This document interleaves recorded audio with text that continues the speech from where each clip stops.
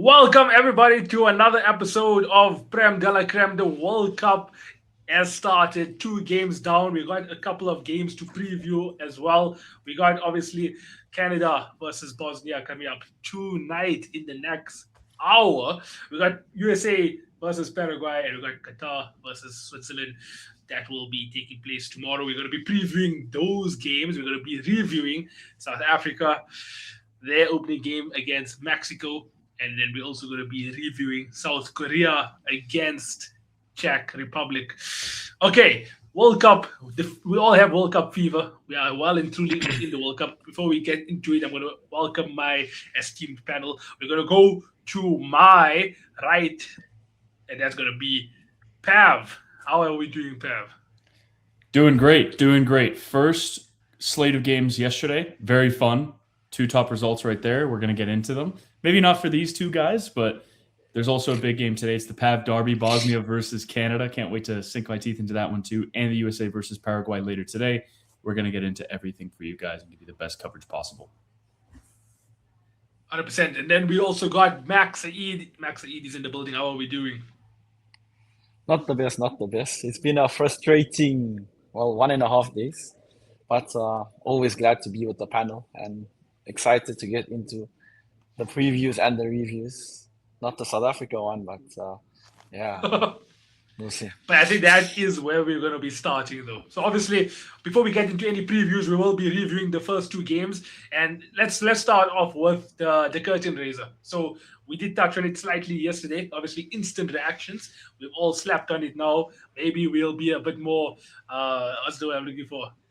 Less judgmental. Because I know for myself personally, I was giving shots left, right, and center.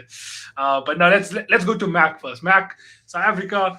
We all had high expectations heading into this game. Hugo Broos with his own identity, but not sticking to it.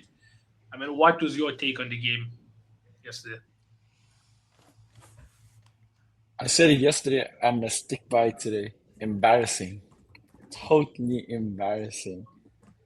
The most frustrating thing is, it's not that we lost. The most frustrating thing is we lost without our identity, without the structure. This is what we've been saying for a long, long time. Like South Africa is coming back to its best because we actually have a structure in place, and Bruce is making it happen. But yesterday, everything went out of the window. 8 minutes into it, oh, we shafted our own selves. That's how bad it is.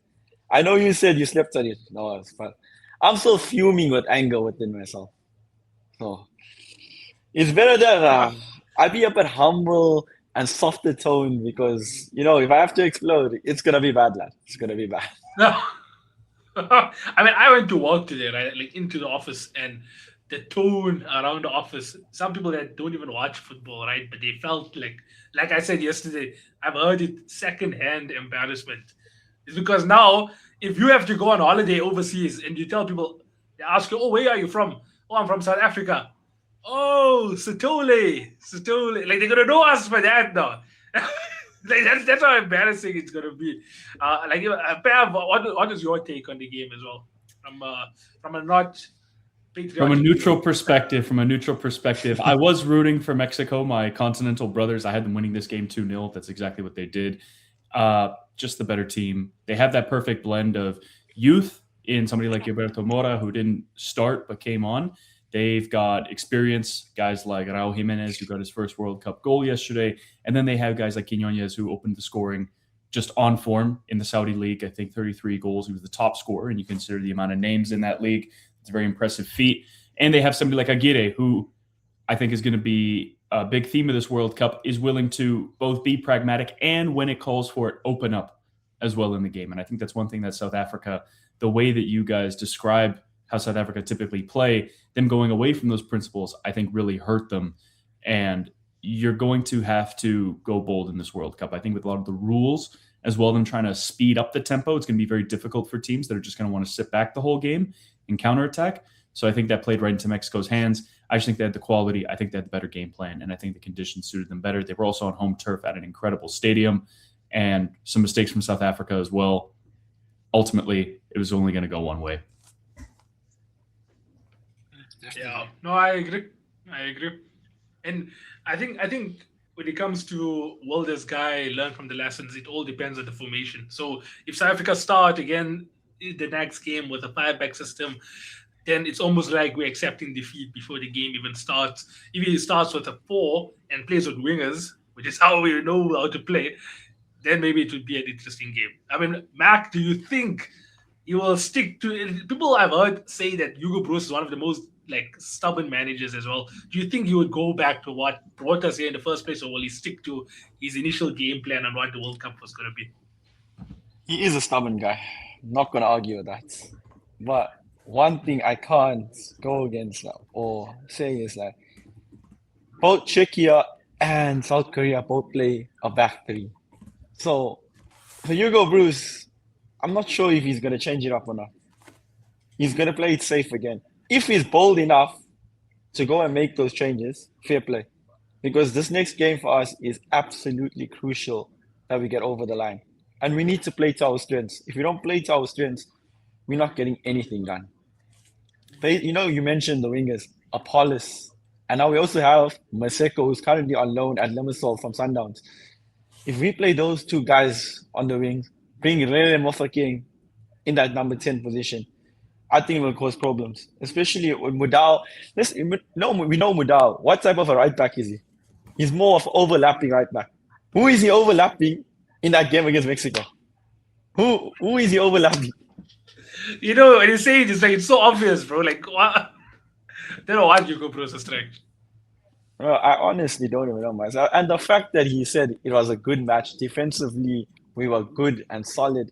Bro, when I watched that game back again, I was like, what is this guy talking? Like, I never ever want, I'm such a patriotic guy. You know how much I am for South Africa over the years, how much I've backed them. I've never say any shit about them at all. But the most frustrating thing is, like you said earlier, even people who don't even watch football are feeling it. They don't even watch football and they are feeling it. So imagine us as fans who's been watching them for a couple of years on the rise and then going and playing in that fashion. It really hurts. I'm not gonna lie, it really hurts. But hopefully we can scratch it out and do something in the next match. I think if you're Yep. going to go expansive and shift back to what got you in the World Cup in the first place, Czechia is the ideal opponent. I said during the immediate reaction, maybe try and shut up shop, rely on them not being as strong creatively.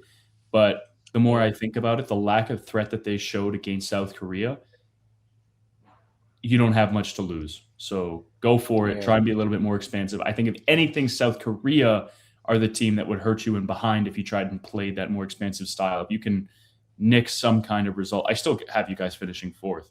But, I mean, you have to try and hedge your bets at least a little bit. And I think if you're going to try and go for it and be bold, Czechia would be the preferable opponent to do that against rather than South Korea. Yeah.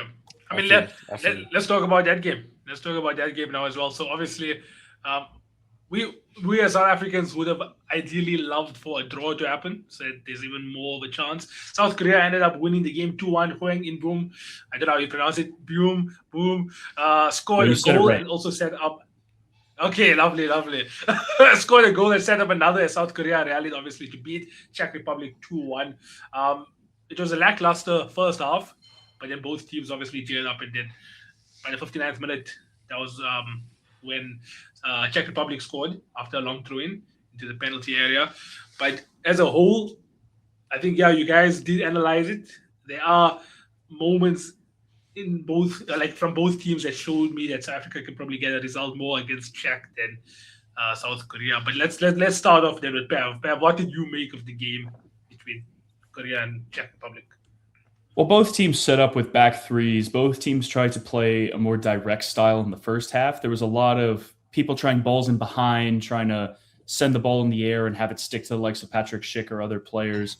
Heung-min Son had a couple opportunities in the first half too, and I think that him actually coming off and his substitute, I'm actually going to look up his name right now, scoring the goal, I think is also emblematic of another theme of this World Cup. But I think in general, South Korea, you look at their stats, 15 shots to Czechia's 18. They had much more possession.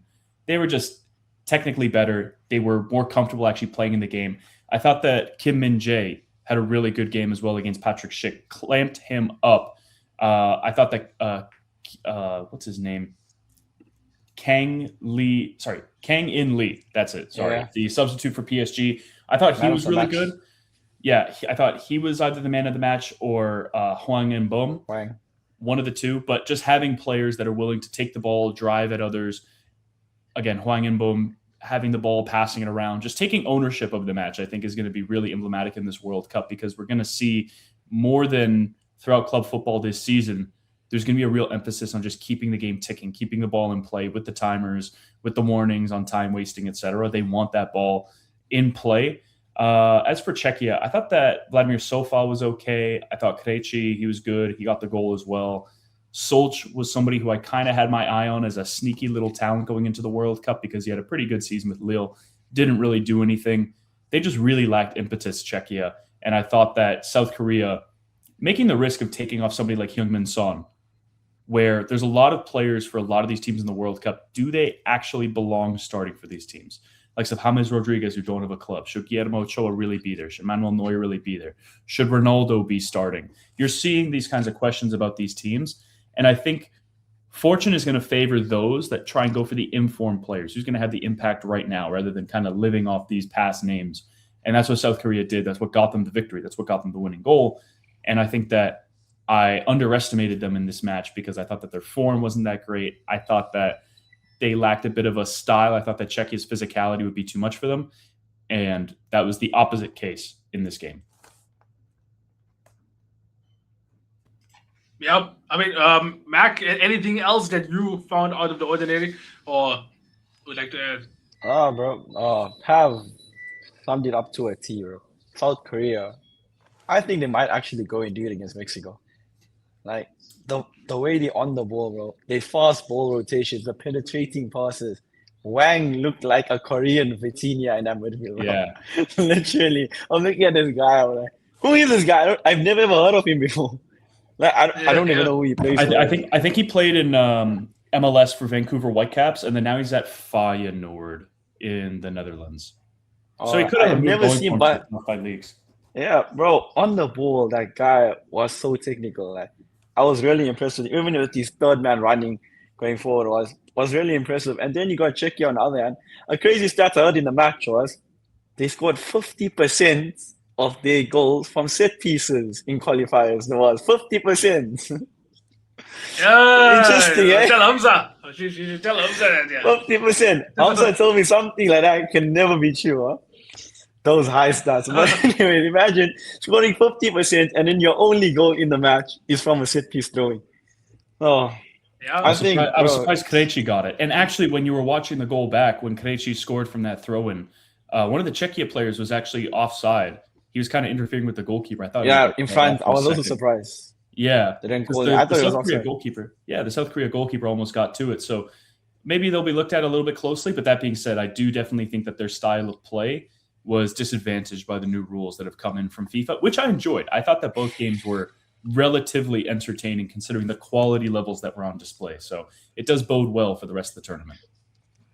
I think for Czechia defensively, one more thing. Go ahead. Czechia defensively, I think there's a lot of holes in their defense. I don't think they've also mastered the three in the back. Although they've been playing it for a while, three in the back requires a lot of tactical discipline. If you don't have it, bro, it can end up bad. We saw it with South Africa. When with Czechia, on the other hand, there were a lot of gaps which allowed South Korea. Like I said, Wang, the Korean Vitinha, was finding the gaps, bro. Like, there were so many gaps where he was playing those penetrative passes through to Kang Lee. No, second half was definitely Korea took that momentum that they built in the first half and they just continue to capitalize. And again, they should have scored more. Heung-min Son had quite a few opportunities. What was really surprising was actually the burst of pace that he had throughout the game. I didn't expect him to still have that because his last season at Tottenham, he was kind of immobile. But then maybe the benefit of playing in the MLS, being able to rest a little bit more, he's running through 2-3 guys. Now, he doesn't really do well with some of the shooting angles that he got. But in another game, let's say against South Africa, right? If you let him have that space, Heung-min Son's going to find a way to get one of those shots off and make it a goal. So just have to be careful. And they have other guys, Hwang Hee-chan as well. Again, Oh Kyung-gyu, he came through, he scored. Pav, So they have weapons. don't you think Son was a bit wasteful though? Because I felt like he had most of South Korea's opportunities, but he couldn't put it away. He was able to make opportunities for himself, but among the opportunities that he made, he was wasteful. Like he did really well getting into the positions with the ball and dribbling, but then once he actually got into them, he was a bit profligate. Like there was even a ball over the top that Hwang played to him, which was really good. And Son's touch, it actually takes him behind rather than allowing him to come forward. Yeah. But I think if Bafana will have to go through, either be Czechia, get a draw, or just be Czechia, but we never know, anything can happen. That's the only way to go through. Yeah. Some of the interesting takes from both managers also. We had Czech Republic manager Miroslav Kubak that said probably the better team won, but he said that his team could have done a lot better if it weren't for some mistakes. Like Mac highlighted also that the defense did look like it could have been, causing a few issues. And then obviously, go for it. Oh, I will say, I do have all my predictions out in front of me right now. I have, and this was prior to the tournament even starting, I have Czechia drawing with South Africa 1-1, and I have Mexico beating South Korea 1-0. So you guys might get a point from that one. Oh my. I think we should at least score 4 goals still in this World Cup, and I think there's still 4 points as well. Cannot fall. What's up, Big Al? No, you guys aren't scoring 4. I'm sorry to break that to you guys. I'm telling you, we just need a miracle. We need a miracle, but I think we have it in us to beat Czechia if we go back to the way we play. Yeah. If we don't, it's gonna be a long 2 games, boys. Long 2 games. Yeah, that's a great goal. What's happening? Yeah, so let's also talk about. Okay, so that was the 2 games that did happen already now in this World Cup. We got obviously 3 more games to preview. So let's start off with the PAV derby. Why not? Canada taking on Bosnia in the next couple of minutes.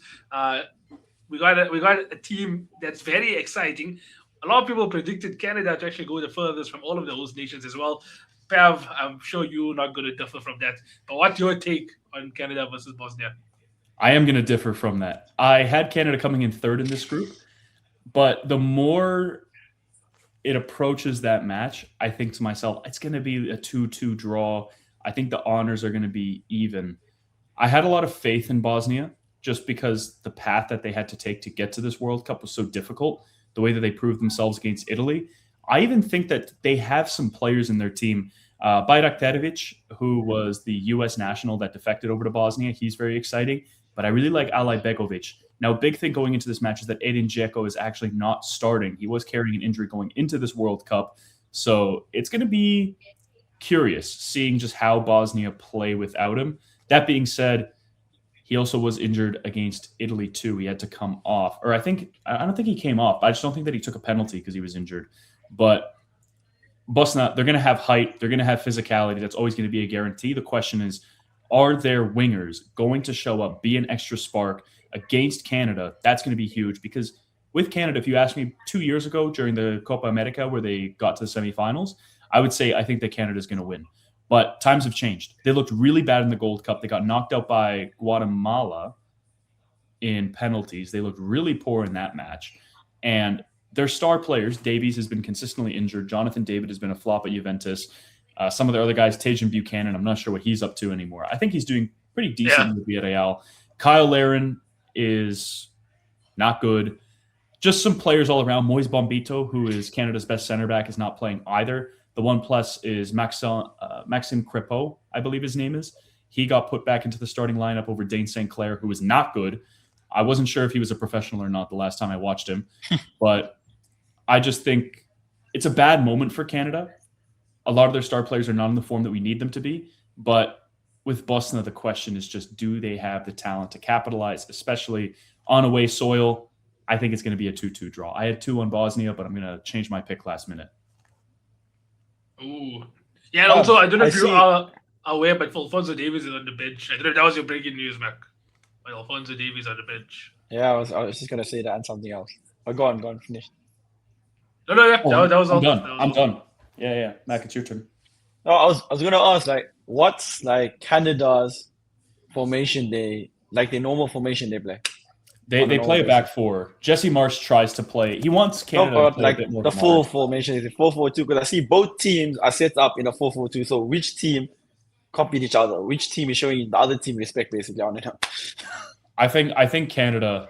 No, Canada typically will play a 4-4-2 because they have Jonathan David and Kyle Larin. But David can also be not just a striker, but he can be kind of a number 10, kind of a second striker, drop deep, interplay a little bit. So even though you have Uluwayasei playing up top, it'll probably be David going back into the midfield, kind of into the number 10 spot. So Bosna, they're going to play with two big guys up front. Ale Begovic is on the bench, so he's not going to be starting. He's going to be an impact substitute. But we have some other good players. We have Muharemovic, who had a really good season at Sassuolo. We've got Amar Dedic, who plays for Benfica. Kolasinac is always a constant in the Bosnian national team. I just think that missing Pjanic, I think actually Pjanic, not having him and not having replaced him is also a big thing. But again, we'll see how Bosna plays. I have faith. Again, I think it's going to be 2-2. I love keep an eye out for Kone. Keep an eye out for Kone. By the way, one last guy. Keep an eye out for Ismail Kone. He's a good player. Mark, what's your predictions for Canada versus Bosnia? Yeah. I'm gonna go 1-1. 2 draws. I'll go against that. So let's say, you know what? I'm not even joking, right? Pev, I'm assuming you're obviously playing in Canada. It's going to be in Toronto. It's going to be in my city. Oh. Now, listen, like, as much as South Africa did perform badly yesterday, right? Just playing a national game, right, in a national tournament away. You know how much more pressure that puts. Like, I think Canada do. Like, it depends, obviously, if the crowd show up as well. But I think if you all can have a 12 man behind you, it's going to be such a big advantage. So I'm gonna go for Canada to win. Why not? 2-1. You know what the funniest part about that game is? Look up what the stadium looks like. We had to add seats to reach the capacity for the World Cup. I want you to look up what it looks like. It looks horrible. No, it's easily the ugliest stadium in the entire tournament. Bro, look at it. It's like 60,000 capacity or something. No, way less. You have to reach, I think, 40,000. You're crazy. Where's Canada? BMO Field, Toronto. Crazy. They have this like scaffolding in the back now. Oh my! I see it. Yeah, you must see the old stand. It looks like. What's going on here? Yeah, we are. No, I'll have to show you guys after. Bro, it looks like we brought the people over to do construction, and it just looks so bad, the scaffolding, because you can just see it. You can cover it up with a tarp or something if you really wanted to, but we decided not to do that. You know what? It was winter. We have this is the national team's home stadium. Yeah, this is the national team's home stadium. You know what it is? It's cold. We can't do that much construction during the winter time, so we just put it up and we just left it alone. We're like, all right, our job is done.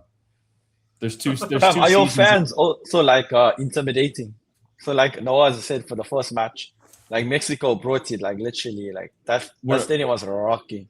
We're not Mexican fans, but I will say Toronto does love football. So fans are out. We actually have, I think, a minority in the stadium, though, of Canadian fans. I think actually 30,000 of the fans expected to be there today will be Bosnian, and they're out in the streets. They're chanting. I'm obviously with them. I'm with them. I'm rooting for Bosnia today. I'm having my family friends over. Tom, so the real question is, why aren't you at this match? Why am I not? Well, yeah. If I'm going to save up and go to one of the games, I would want to go to Croatia versus Panama. So we're keeping an eye on the ticket prices for that. Rather than going to Canada versus Bosnia. Because the other thing as well is the price is going to be that much higher because it's Canada's opener. So the demand is going to be much higher. Versus Croatia versus Panama. Yes, we have a strong Croatian diaspora in Toronto, but we don't know whether people are really going to be hyped for that game outside of the Croatian fans, right? So if the ticket prices are way lower for that, I'd rather go to that, watch a national team that I've been watching for years, see them probably get a 3-4-0 dub, and just have a fun time out. Yeah. Man with brains. That's right. That's my logic. Now let's talk about. Okay, so that's one host nation. Here's another host nation that will also be playing Paraguay. USA opens its 2026 campaign against Paraguay tonight, depending on where you are in the world, right? They're going to be in this high pressure Group D, right? Because high pressure in the sense where I think a lot of the countries are probably under. Like, can you all say with full confidence who the top two countries are in Group D? Yeah. Would you all- Turkey and the USA. Turkey and the USA are the two top teams, but Paraguay can play spoiler. They have a couple. I was going to say Paraguay. I've heard so many good things about Paraguay heading into this World Cup. I want Paraguay to get that second spot. I want USA to finish last, just because of how everything is at the moment. I literally want them to finish last. My Poch agenda, I I need them to finish fourth. I need them to finish fourth because I can't stand Mauricio Pochettino. So you know what? If they can get the dub, that would be glorious. That would be an incredible hate watch. Imagine getting humiliated in your first match even at the World Cup, in your home ground. I do have it as The a, scenes. yeah, I do have it as a 1-1. They do have a decent team, Paraguay. They got a couple of good players. They got Diego Gomez from Brighton, who's very talented. The only issue is Julio Enciso is out for the World Cup now. He's out. Yeah. Julio Enciso, Fabian Balbuena, and Damien Dia. He's also going to be absent. Damn, that's tough. Great. Paraguay, this is going to be the first time back at the World Cup also since 2010, by the way. So this is giving us some nostalgic vibes. And yeah, they're going to bring a defense first profile under manager Gustavo Alfaro. We're going to have to wait and see.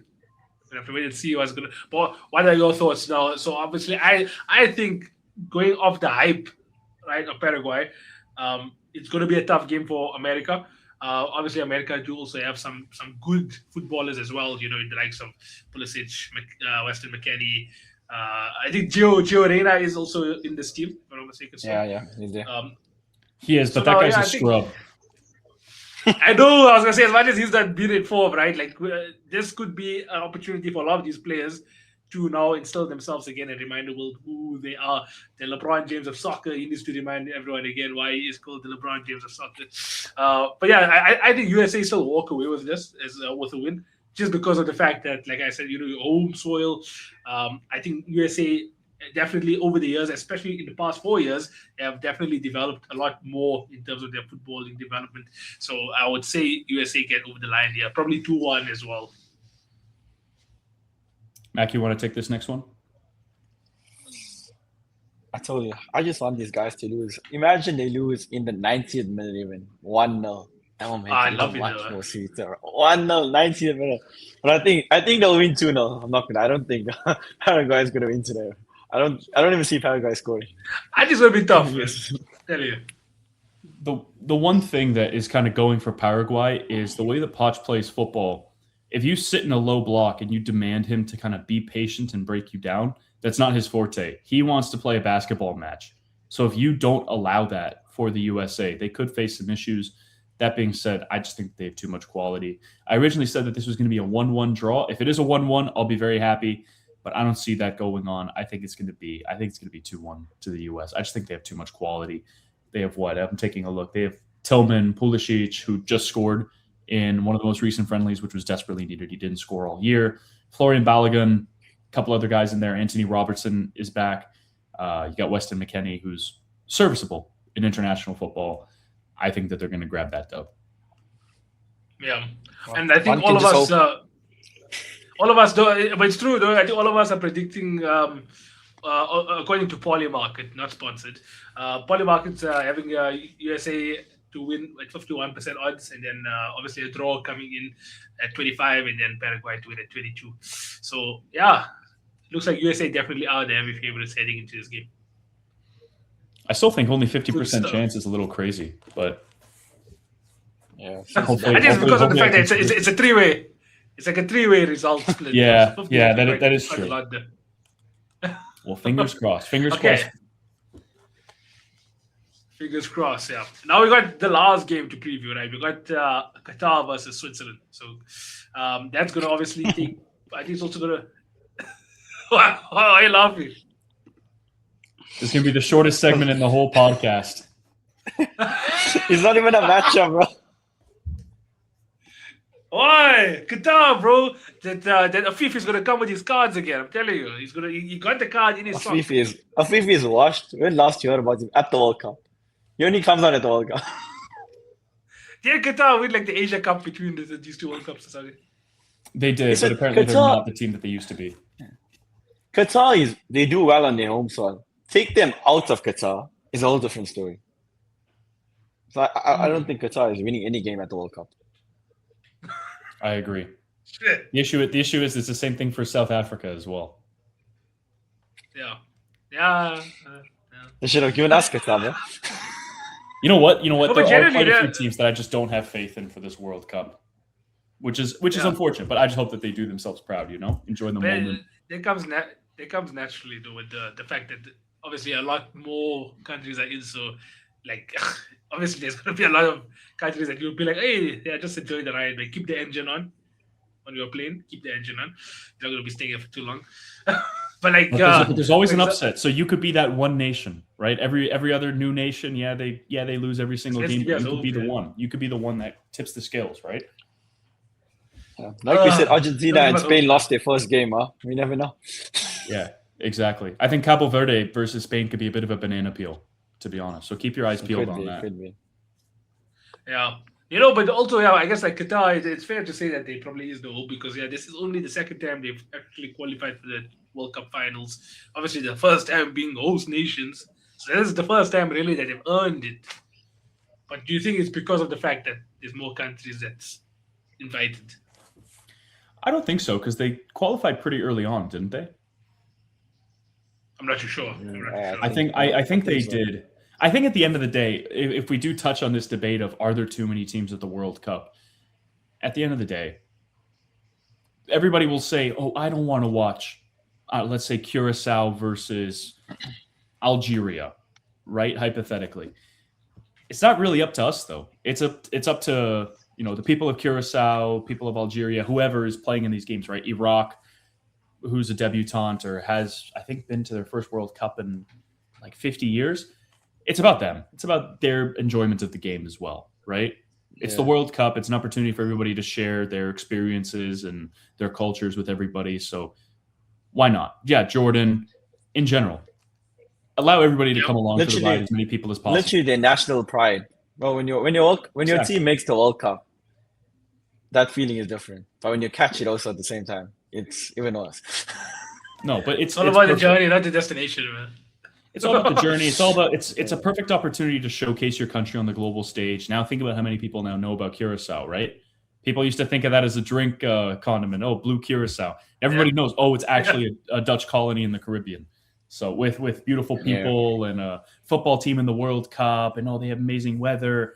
Like you can just sell your country based off that. So, and if any of those countries nick a result, right? How huge is that for their national identity? So that's what it's about. I think when people try to get into the weeds about, should these teams really be here? I don't want to focus on that. I want to focus on the opposite. It's more people. It's a bigger party. It's even more fun. Yeah, at the end of the day, everyone is still on merit. It's not like they cheated their way to come through to the World Cup. Totally. Everybody deserves their spot. If they say, we're taking 42 teams, okay, every single one of those 42 teams, outside of Sweden, did what they could to make it there. Sweden got through on a technicality. Well, the European that should be Ukraine in there. That should be Ukraine. Absolute joke. What you call it? So now, obviously, we're mentioning also that this is Qatar's second ever participation. Switzerland, it's their 13th. I got the two numbers confused because actually in the last three tournaments they actually couldn't make it past the round of 16. So do you think now also from this Switzerland side, does this Switzerland side give you any hope that they can actually go past the round of 16, which would actually require more effort this time since there is a round of 32 as well? If the bracket's correct, they would face the third place team of the group with Belgium in it. So Belgium, Egypt, New Zealand, and Iran. So I have them winning that round of 32 game, but in the round of 16, if they win, and if the guys across from them win, it would be Switzerland versus Portugal. Oof. So it's a tough part of the draw for them. But Switzerland are one of those teams where they can definitely cause an upset. They've got experience. They've got young players. Manzambi is somebody to keep an eye out for. He might score a goal or two in that game tomorrow. So keep your eyes peeled. He was also Freiburg's one bright spot in the Europa League final against Aston Villa. Good little player. Will take initiative. Will take the ball and do something with it. So I would definitely keep my eyes peeled for him.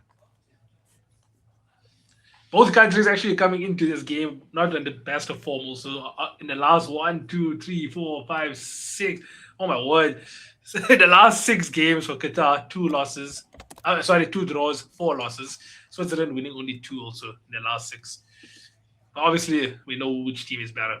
Okay, enough beating around the bush. Enough. We already know what the result's going to be. Let's just hear what the score lines will be. Pav, let's start off with you. What do you think the score line will be?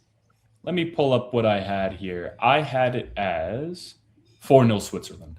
So what I said in the prior to the show starting, I'm going to stick with it. I'm going to say 3-0 also. 3-0 Switzerland. Mac? I'm with you, Noah. 3-0. Let's be a bit humble. 3-0.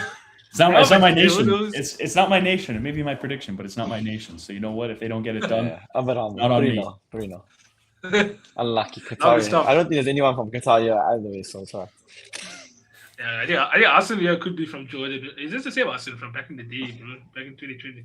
Yeah, it looks is. like it. I don't know, but he looks like Habibi. He got the whole kurta and everything.